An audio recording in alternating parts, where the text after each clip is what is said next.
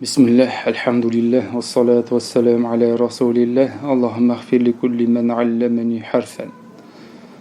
قال المؤلف رحمه الله في كتابه شرح قطر الندى وبل الصدى وأقل ائtilafih min ismayn. Demek yuqorida biz kalomni o'rganib chiqdik. Kalom foyda berguvchi lafzdan iborat bo'lish kerak.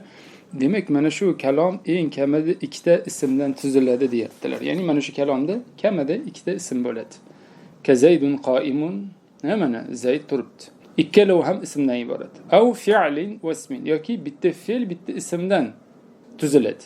Ka qama Zaydun, mana Zayd turdi kabi. Demak, Zaydun qoimundan kalom ikkita ismdan tuzildi.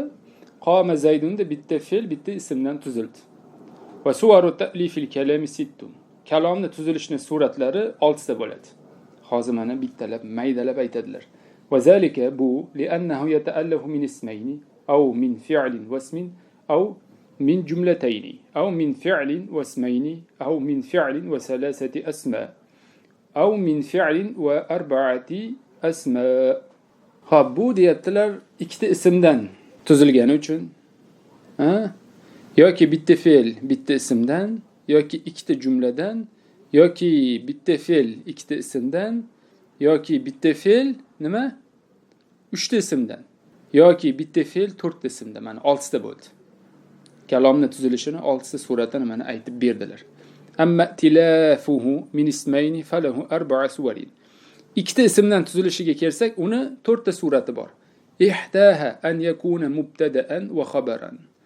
Birinchisi mubtada xabar bo'ladi. Ikkita ismdan bittasi mubtada, ikkinchisi xabar bo'ladi. Nahvu Zaydun qoimun mana. As-saniya an yakuna mubtada'an va fa'ilan sadda masadda al-khabar. Ikkinchisi as-saniyatu qilamiz.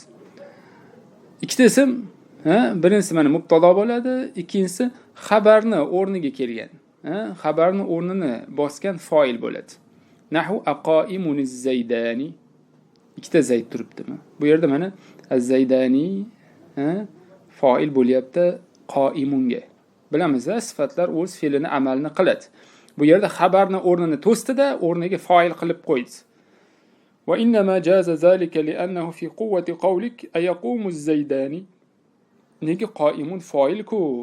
Fe'lni amalni qiladimi deyilsa, o'zi avvalambor biz oldin o'tganmiz. Masalan, meni shogirdlarim bo'lsa, bilishadi ular. Sifat o'z fe'lini amalni qiladi. Albatta bu joiz bo'ldi. Nega? Chunki u ayaqumuz zaydani degan so'zingdagi quvvatda bo'ladi. Yaqumuz zaydanini aytsak bo'ladimi? Albatta bo'ladi deysiz. Qoimunuz zaydanini aytsak ham bo'ladi. Shu quvvatda. Va zalika kalamun tamun. Bu mana tom kalom bo'ldi. La hajata lahu ila shay'in fakazalika haza. Ya'ni aytibdilarki, u uchun bu narsaga hojat yo'q deyaptilar. Ya'ni fakazalika haza, xuddi shuningdek bu ham. Ya'ni ayaqumuz zaydanida biron bir narsaga hojati yo'q. Kalom tom bo'ldi. Xuddi shuningdek endi qoimuniz zaydanida ham kalom tom bo'ldi.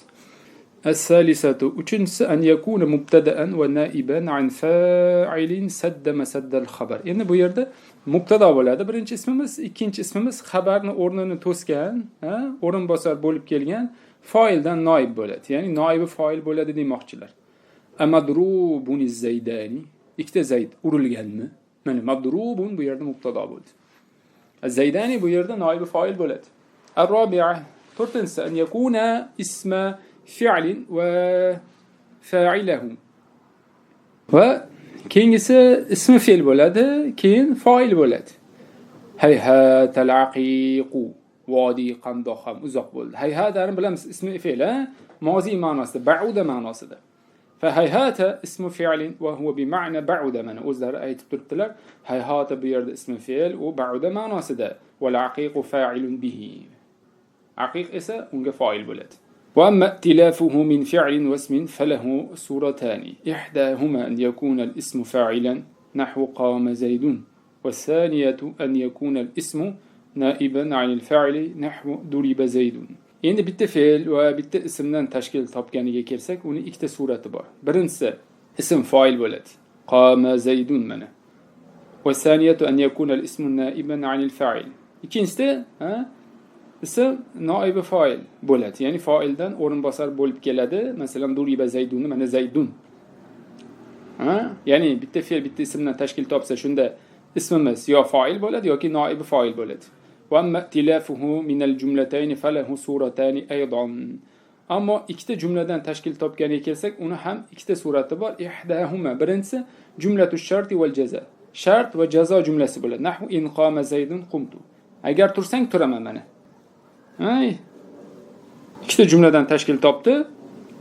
Birinchi ko'rinishda jumla shart va jazo bo'ldi. Va saniyat ikkinchisi jumlatal qasam. Qasam ikkita jumlasi va javobi va uni javobi bo'ladi. Ahlifu billahi la zaydun qa'imun. Allohga qasam ichamanki la zaydun qa'imun. Albatta zayd turibdi. Ya'ni ikkita jumladan iborat dedilar. Yuqorida in qama zaydun qumtu mana. In qama zaydun birinchi jumla bo'lsa, qumtu ikkinchi jumla bo'ladi. Bu yerda mana birinchi jumla ahlifu billahi, Allohga qasam ichib aytamanki, albatta zayd turibdi deymiz. Qasam jumlasi va javobi bo'ladi. Keyingisi va tilafuhu min fi'lin va ismayni. Bitta fe'l ikkita ismdan tuzilganiga kelsa, kana zaydun qa'iman. Mana kana bu yerda fe'l naqs fe'l, endi zaydun qa'iman ikkita ismdan tashkil topib turibdi. Wa amma tilafuhu min fi'lin wa salasati asma fa nahu a'lamtu zaydan fadilan. Xo'p, ammo bitta fe'l va 3 ta ismdan tuzilganiga kelsak, zaydni fozil deb bildim mana. A'lamtu zaydan fadilan. Xo'p, bu yerda alimtu bo'lish kerak menimcha. Mayli qaraymiz. Shunda tu birinchi ism mana domirun munfasilun. Zaydan 2, fadilan 3. Wa amma tilafu min fi'lin wa arba'ati asma. Ammo bitta fe'l 4 ismdan tuzilganiga keladigan bo'lsak, fa nahu a'lamtu zaydan amran fadilan. Zaydga amrni fazilatli ekanligini bildirdim mana. Tu zaydan amran fadilan mana 4 ta bo'ldi. فهذه صور التأليف bu tuzilishni suratlari va aqall tilafihi min ismayn aw min fi'lin wa ismin. Eng kam tuzilishi ikkita ism yoki bitta fe'l bitta ism. Kama zakartu va ma sarrahtu bihi. Men yuqorida zikr qildim va uni ochiq aytdim. Min anna zalika huwa aqallu ma yata'allafu minhu al-kalam huwa muradun nahwiyyin. Endi men kalom tuzilishini eng ozi dedim, bu nahvshunoslarning iroda qilgan narsasi bu. Kamida shunaqa. وعبارة بعدهم توهم أنه لا يكون إلا من اسمين أو من فعل واسم. Ba'zilarning iborati xayolga shuni keltiradiki, kalom ikkita ism yoki bitta fe'l bitta ismdan tashkil topadi deb bu Kofiyaning sohibi Ibn Hojibga nisbatan aytayaptilar. Lekin Ibn Hojib bunday deganlari bilan oradagi isnodni aytadilar, bo'ldi. Ya'ni a'lamtu zaydan amran fadilanda garchi 4 ta bo'lsa ham, lekin musnad mustadin ilayhi bitta. Musnad mustadin ilayhi bor, orada isnod bor. Bo'ldi deydilar. Shuni aytadilar. Bunga endi kirishmaymiz. Bu o'sha olimlarning o'zini oralaridagi narsa. Biz bir ustozimdan eshitardim. Bir omi odam, ya'ni xalqning ichida yuradigan, ilmi yo'q odam. Ikkita olim bir-biri bilan, masalan bir masalada talashsa, u olim bunaqa debdi, bu olim bunaqa debdi desa, haligi ustoz "Asan ularning orasida nima qilib yuribsan?" degan ekanlar. Haqiqatda ikkita olim bir-biri bilan masalada talashadimi yoki tortishadimi, bizga o'xshagan xalq oraga kirish kerak emas. Biz ularning darajasida emasmiz. U ikkita olim o'zigisi kelishib, haqni bilgandan keyin bir tomon uzr so'raydi. Biz lekin orada aralashib yurishimiz kerak emas. Odobdan bo'lmaydi. Bir olimga nisbatan yomon gap gapirib qo'ysak, Alloh taolo xor qilishi mumkin. Chunki hadis qudusiyda Alloh aytadi: "Kim meni do'stimga aziyat bersa, men unga qarshi urush ochaman." Haligi olim bo'ladimi, imom bo'ladimi yoki noibi imom bo'ladimi, Allohning do'sti bo'lib chiqsa, sizga qarshi urush ochilayotgan bo'ladi. Shuning uchun juda ham ehtiyot bo'lishimiz kerak.